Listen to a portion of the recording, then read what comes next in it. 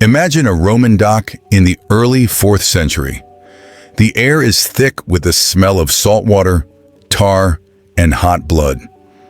In the center of a jeering crowd, a wooden windlass groans, its thick axle slick with gore. Each turn of the crank is a deliberate heavy sound, a noise usually associated with hauling an anchor, not a man's life. The crank yanks a rope tied to something inside a bishop's belly.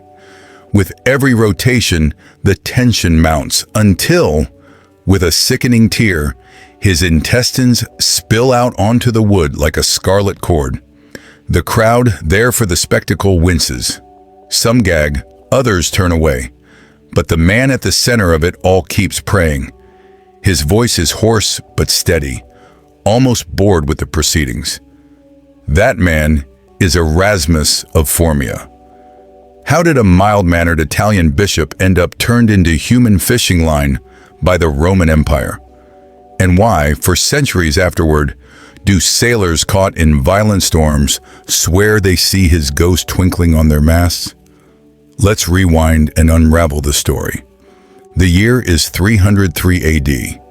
The Roman Empire is ruled by a tetrarchy, a 4-emperor system designed for stability. But for Christians, it's a nightmare. The senior emperor, Diocletian, has decided Christianity is a subversive virus, and his co-emperor, Maximian, agrees.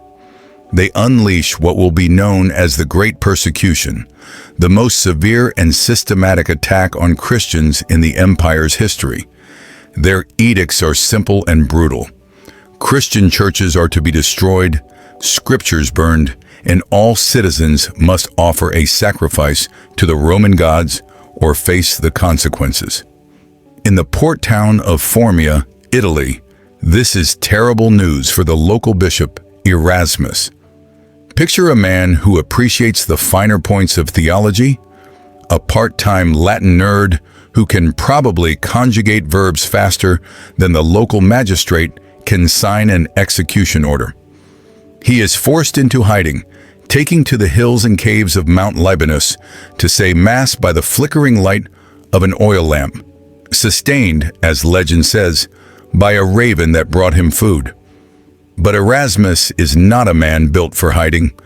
When the edict drops, give up Jesus or die, most people find a way to comply.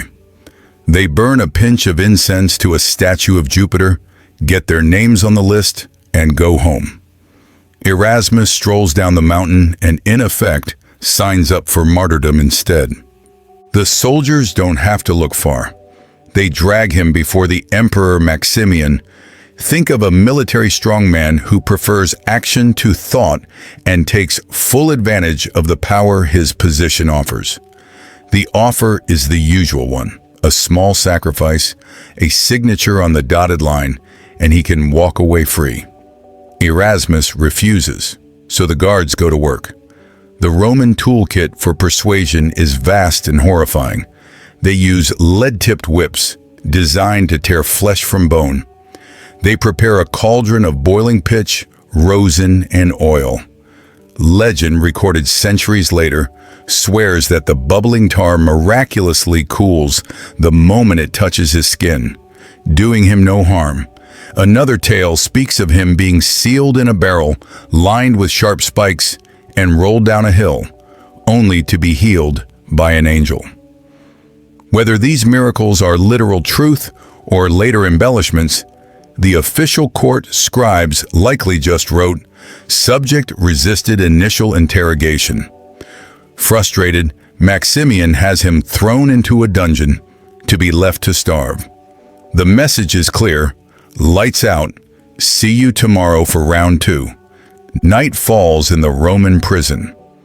But according to the story, the locks on Erasmus' cell click open on their own. An angel appears, a wingman deluxe, and guides the battered bishop through the sleeping streets of Antioch. He leads him down to the harbor, places him in a small skiff, and shoves him out into the Mediterranean with the tide. What follows are 7 years of improbable freedom.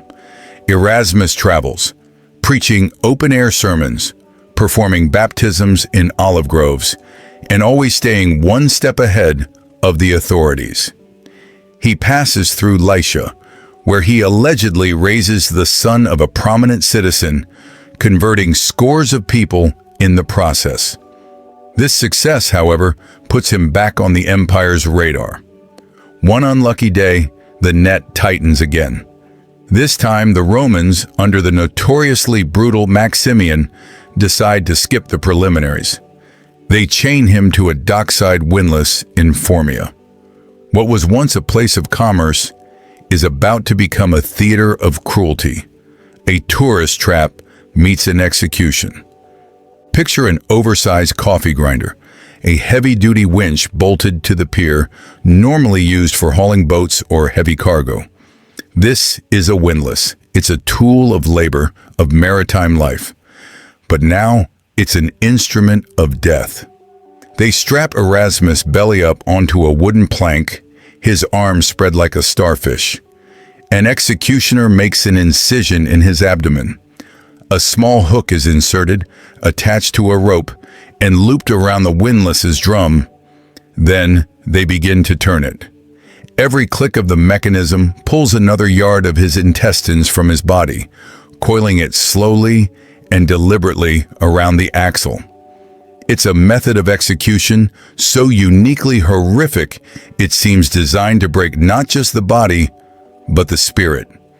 Yet the onlookers, a mix of horrified Christians and morbidly curious pagans, swear he still manages a one-liner through the agony.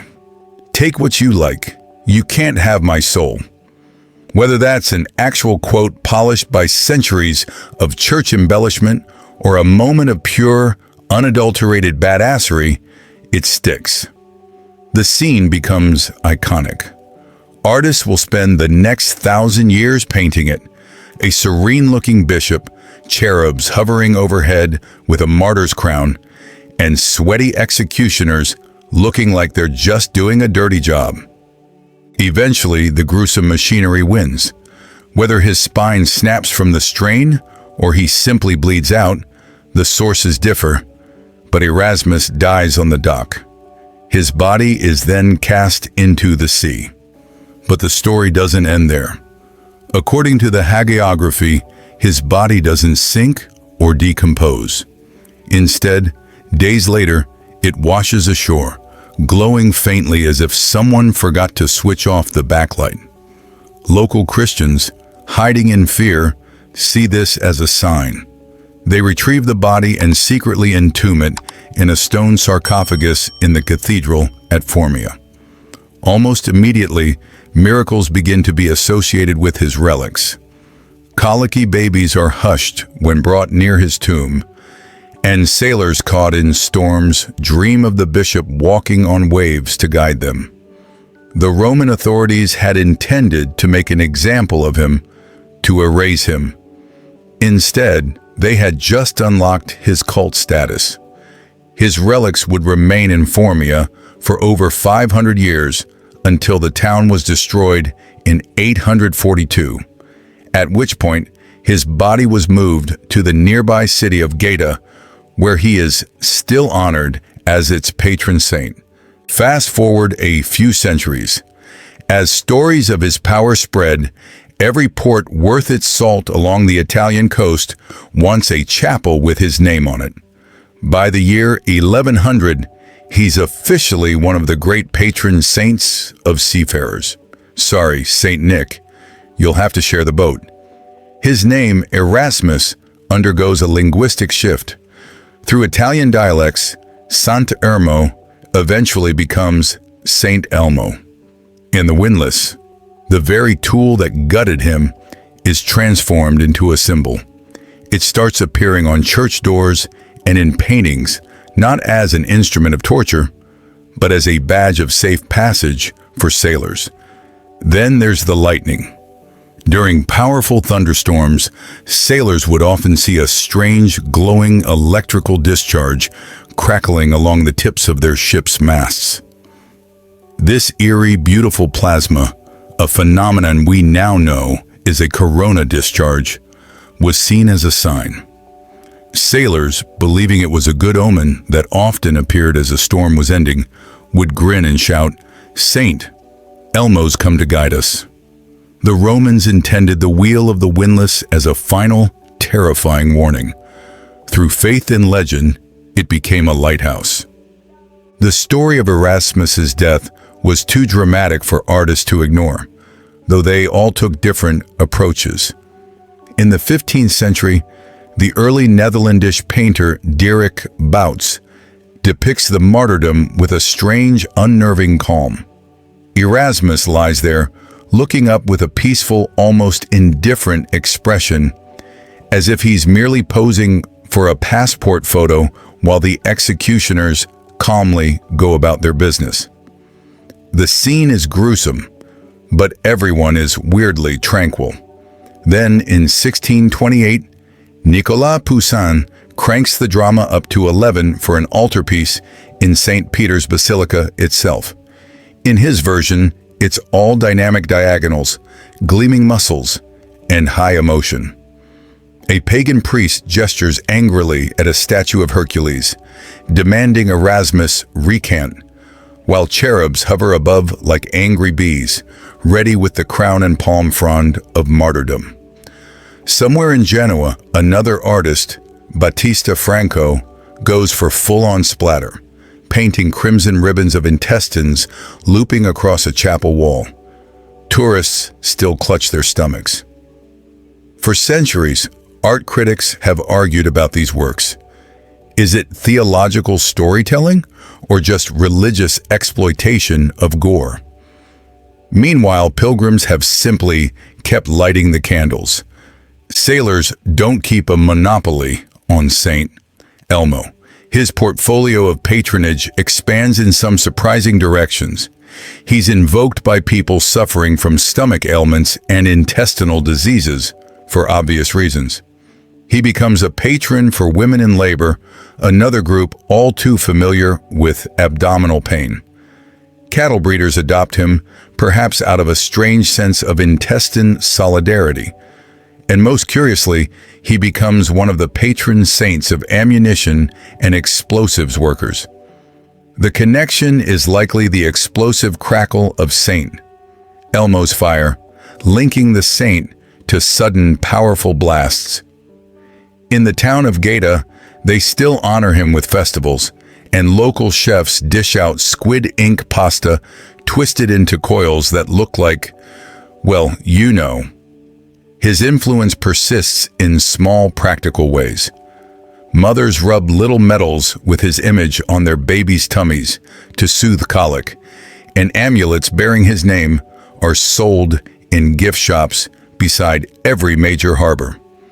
For a 4th century bishop, business is still business. So what are we left with when we peel away the layers of miraculous legend and gruesome artwork?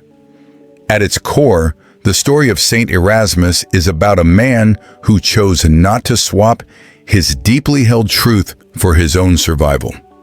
The Roman Empire, the most powerful entity in the Western world, believed that an obscene public display of torture, like the windlass, would end the debate. They thought it would terrify people into compliance and demonstrate the futility of resistance. Instead, they inadvertently handed Erasmus an eternal microphone. Every flash of Saint Elmo's fire at sea became his encore. The story is undeniably gruesome, but the headline that has endured for 1,700 years is much simpler. Some ideas, some convictions are strong enough to survive anything, even being wound up like a garden hose.